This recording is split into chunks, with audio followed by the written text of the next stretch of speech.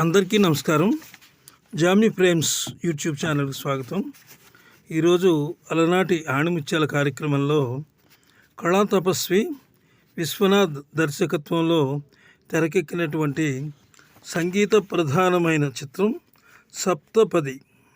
సప్తపది. ఈ సినిమాలో ఒక పాట గురించి చెప్తాను. సంగీత సాహిత్య విశ్లేషణలు చేయడానికి ప్రయత్నిస్తాను.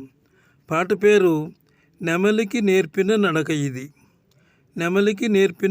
ఇది అనే పాట మయూరిలా నాట్యం చేసే ఒక నర్తకీమణి మీద ఈ పాట షూట్ చేశారు. ప్రేక్షకులకు నచ్చే విధంగా రసహృదయాల్ని రంజింపజేసే విధంగా ఈ పాట ఆ రోజుల్లో సూపర్ హిట్ అయిందనమాట. ఇక పాట రాసిన వారు వేటూరి సుందరరామూర్తి గారు.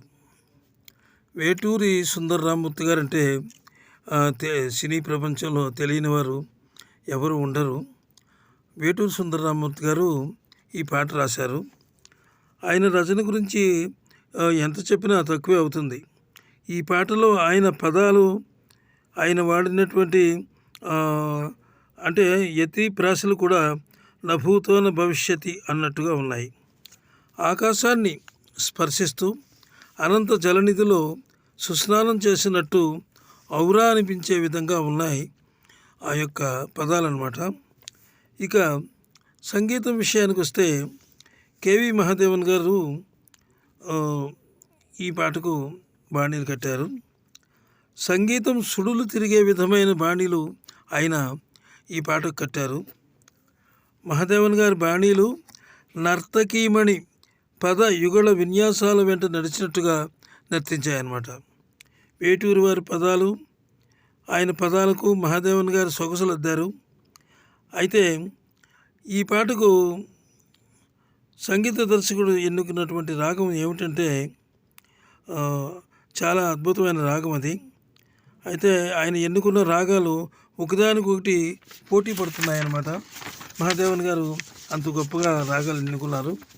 ఆ రాగాల పేరు తిలంగ్ రాగం ఒకటి, శంకరాభరణం రాగం ఒకటి వాడారు. అలాగే నట గంభీర అనే రాగం కూడా ఈ ప్రయోగం చేశారు ఇందులో. అది కూడా ఇందులో మీకు అంటే పాట వెంటే ఆ బాణీల వెంటే అది కూడా ట్రావెల్ చేస్తుంది. అంత అద్భుతమైనటువంటి పాట ఇది. నెమలికి నేర్పిన